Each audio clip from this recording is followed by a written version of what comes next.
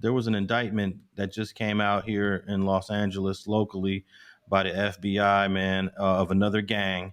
It seems like every month, every few weeks, it's a new gang getting indicted here in Los Angeles. But this time it was in El Monte.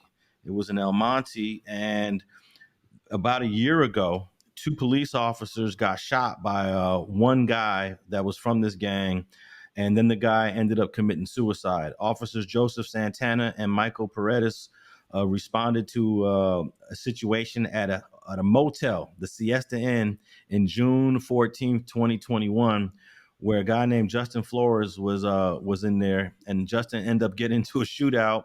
He killed both cops. Then he turned the gun on himself, committed suicide, and now the gang is being indicted because of that. Literally, because of what this one guy did a year ago. The whole gang, well, not the entire gang, several guys of the gang are getting indicted. And in the indictment, one of the things that was cited was that because his homies put rest in peace on the wall, that meant that they were celebrating that he killed a cop, that he killed two cops. And I call that bogus. I don't think that's what's really going through the mind of a lot of dudes. I just think that no matter what you do, your homies are still going to remember you and love you and just say rest in peace. But the feds decided to indict this gang because of that. FG, what's going on with the FBI? Why don't they understand that? And maybe you don't know, maybe you disagree with this, but why don't they understand that what this one guy did, even though he's tied into the hood, that's what that one guy did. No, no doubt, but that's how they gonna make it. You know what I mean? But they the homie shouldn't be, penalized for, what the one homie did. You know what I mean? But at the same time, like you say, if they rolling through that hood and they saying, disrespectful cop, slurred, kill cops or this, things of that nature in their neighborhood on the walls and stuff like that, that little stuff like that, just sparks a ire in them, man, that makes them want to come for all of them, but at the same time, man, when he knocked down two cops, man, they was sick about that. You know what I mean? So naturally they was gonna come back, investigate the gang, try to find something on him, man, because they couldn't get nothing out of him. They couldn't arrest him. They couldn't give him a life sentence. They couldn't do nothing.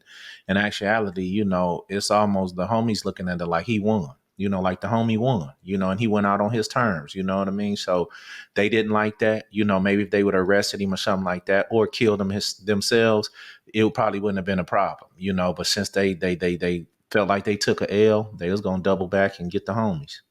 Yeah, and there's a lot of homies that they don't want that type of heat in the neighborhood. They don't condone like let's go kill a cop today, everybody, because they got their own little side hustles going on. They got their own little operations going on, and the last thing you want is to kill a cop because it comes with that.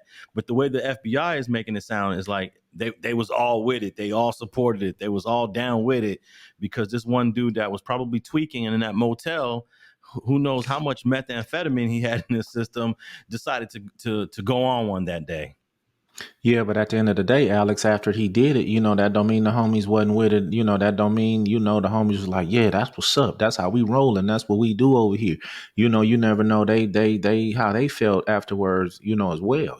Just to be honest with you, back when you coming up in the streets, it is the gang against the police. You know what I mean? So when somebody shot a cop, you didn't say poor cop, because a lot of these cops was dirty anyway. Planting drugs on people, in the inner city, in the hoods and things of this nature. A lot of people, it's not the same police in the suburbs. You know what I mean? These cops out here, man, are just dangerous. You know what I mean? So, we don't know what the hood demeanor is on that aspect. Now, don't get me wrong. You're 100% right on.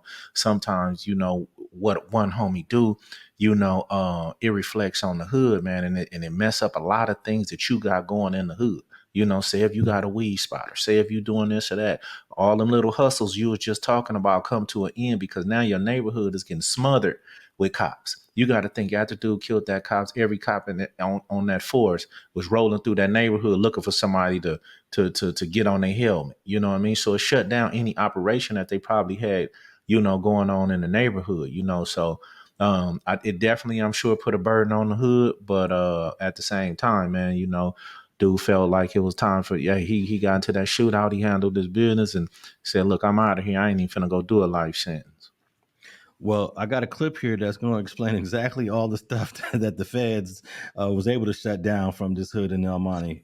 Take a listen. It's called Operation Silent Cadence, and this is a Fox 11 News exclusive. Take a look. We're here in El Monte at the booking center for the documented gang members that were rounded up early this morning in a coordinated and well-synchronized raid. This is the FBI. Come to the front door, open it, come out with your hands up, nothing in your hand.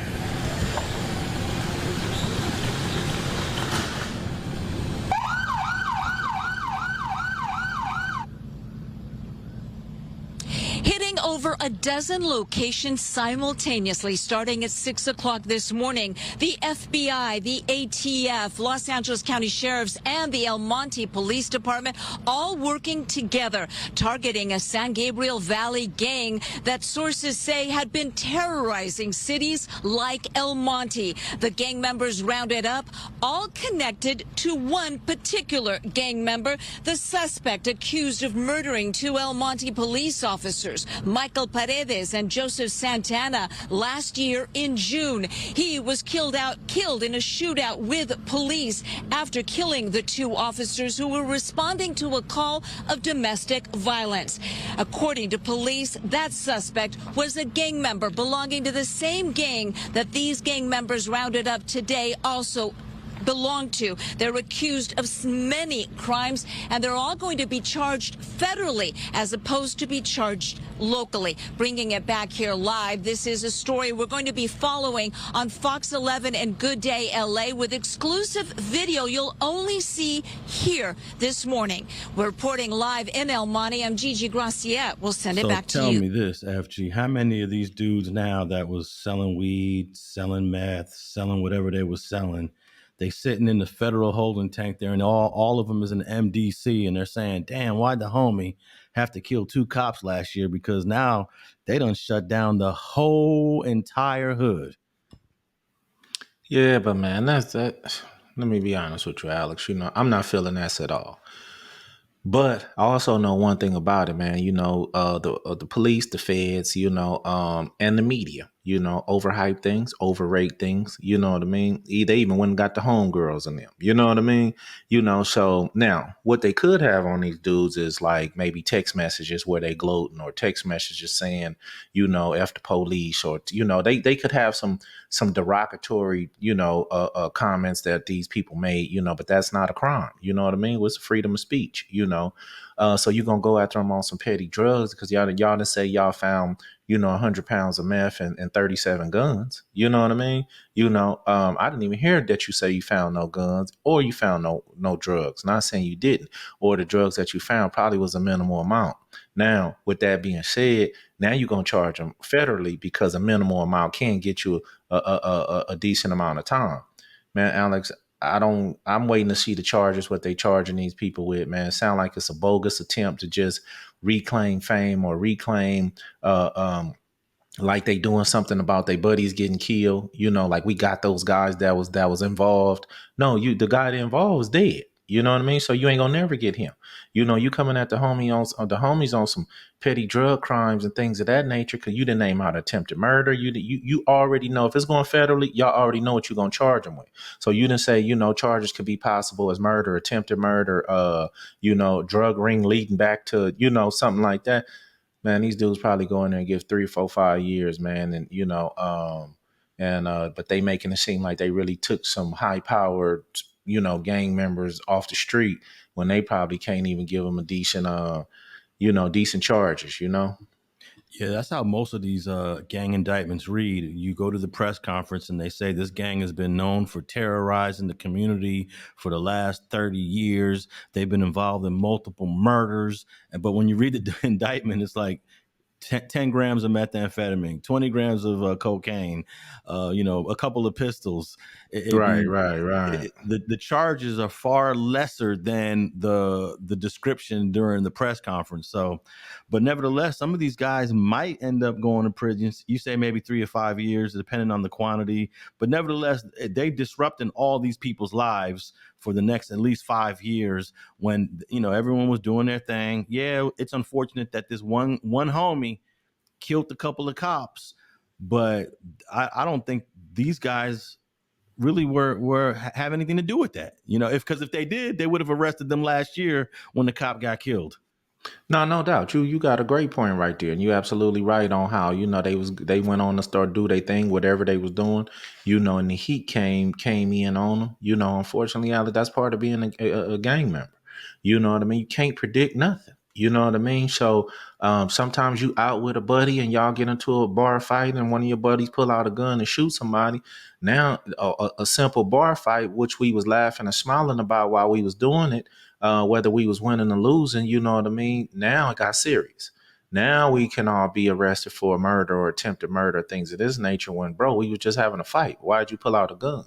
But it's always could be one homie that disrupts a whole lot of things. But at the same time, at the end of the day, you know what I mean? This is gang shit. You know what I mean? And when you sign up to be in a gang, when you become a gang member, when you take that oath to be loyal to the gang or to the set, you got to take this on the chin. You know what I mean? Whether it was dude fault or not, you got to go take them years on the chin and chalk it up to because this is the part of something that you didn't ever step away from it, or you didn't leave and go get a job, or you didn't leave to go raise your family.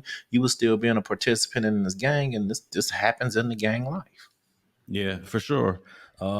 It's a part of the life of the streets that you embrace. But at the same time, though, I want to just note that sometimes the police are playing outside their boundaries and exaggerating and boasting and bragging and making things seem bigger than what they really are. So it's kind of like an unlevel playing field where the cops have all the resources. They have the media tied into them. They can feed the media anything they want to say. And then you got the gang over here that just really has no chance to even rebut what's going on. How many of these guys from Monte you think will go on the internet and say, look, y'all, the way the police said it ain't really like that. Right, We're right, never right, going to hear their side of the story.